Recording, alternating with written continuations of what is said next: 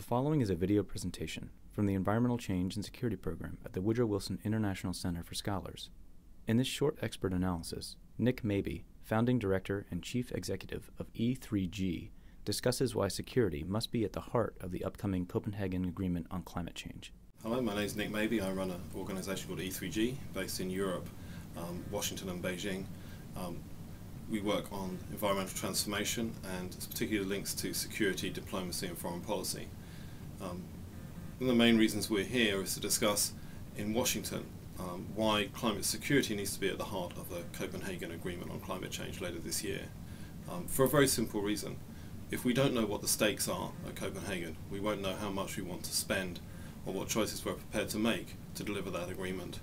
At the moment, most of the discussions around climate change think about it as basically an economic problem. There may be some damage, we may lose some GDP, but essentially life will continue as we expect it. But if you look at the science, and particularly the most recent science, you see that that's a very unlikely scenario unless we take quite radical changes. If we go anywhere near the higher ranges of climate change, not only will we see changes never seen before in human history, with whole areas of Africa, Asia and small islands becoming uninhabitable, but we also risk runaway climate change, where we see methane from the tundra, where we see the Antarctic ice shelves melting, where we really have no idea what the consequences are.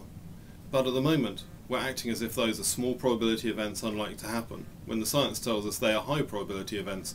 The only uncertainty is at what point will they happen, and some scientists are saying we may have even crossed some of the early tipping points, and we certainly radically need to reduce our emissions down to effectively zero by the middle of the century if we're going to have a chance of avoiding those risks. So, what's the role of security people in this debate? They need to go out and tell leaders that they will not be able to guarantee security in a world where we don't control climate change, and that controlling climate change means radical changes, not just more incremental progress. Because unless we have the authority of the security establishment and the foreign policy establishment at the table saying what the national interest is and what risks we need to avoid, there is no chance of both delivering the billions, in fact trillions of dollars needed to create a new clean energy economy, but also make those tough choices such as cooperating with China on technology and IPR, such as working on a different way of energy security, dealing with issues around coal in difficult politics of every country. These are the kind of choices we need to make, but unless we think climate change is a national security issue of the same level as energy security, economic security and physical security, we are very unlikely to make them this year or in fact in any other year.